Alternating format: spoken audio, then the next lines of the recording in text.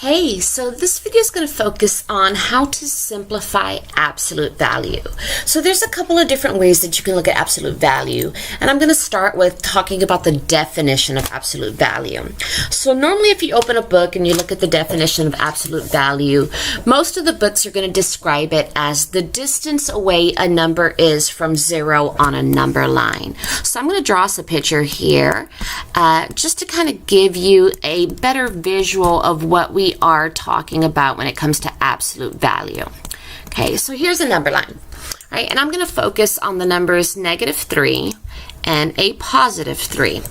So the definition says that it's the distance away a number is from zero. So you got to think about distance, specifically measuring distance. So picture that you have a ruler, picture that you have a measuring tape, and think about measuring maybe 3 feet, right? If I'm going to measure 3 feet out, right? So let's say that's over here, right? How far away is that 3 from zero, right? And that 3 feet would just be, well, 1, 2, 3 feet away from zero. Makes sense.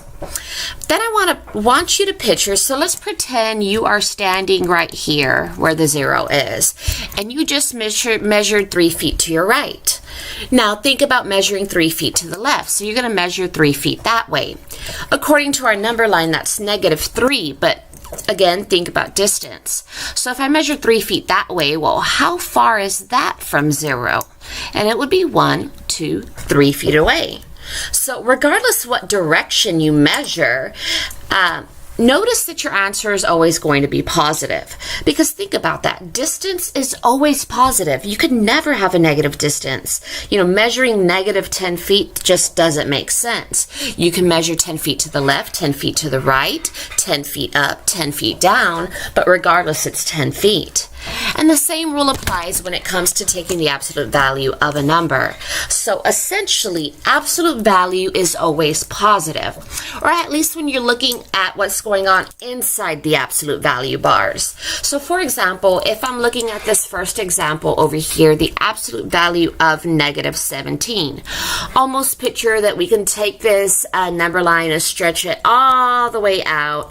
-17 is going to be a while out there, but regardless, that -17, well, it's going to be 17 units away from zero. So the absolute value of -17 is 17. So essentially, if you're taking the absolute value of a negative number, it's just going to make it positive. If you take the absolute value of a positive number, well, it's just going to stay positive.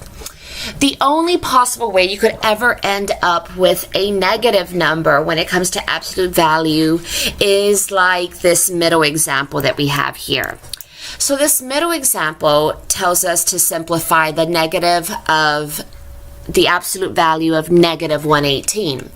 So I don't have enough space on this screen to take this number line out to -118, but we just need to keep in mind the absolute value of a negative number is positive. So the absolute value of -118 is 118. But we got to be careful here, because we still have this negative that was on the outside of the absolute value bars. That didn't go away when we took the absolute value. The negative on the inside most definitely went away, but absolute value only makes things positive that's on the inside of the bars. So any minuses on the outside of the bars, well, those still apply. So we need to drop down that negative that was on the outside, and now we're going to be left with a -118. But on the inside of the board, in the inside of the bars, it became positive, but those negatives on the outside still apply. So when we look at this third example, the absolute value of 7 minus 11, so first we need to take care of that calculation on the inside there. So 7 minus 11, well, if we have $7 in our bank account and we spend $11, we are now negative, and we are -$4 in our bank account. But we've only taken care of the calculation. We now need to simplify and take the absolute value of that -4. So absolute value of a -4 would be a +4. So -4 is just 1, 2, 3, 4 away from zero. So essentially, anything on the inside is going to turn positive, but you still need to keep into consideration any calculations or anything else going on outside of those bars.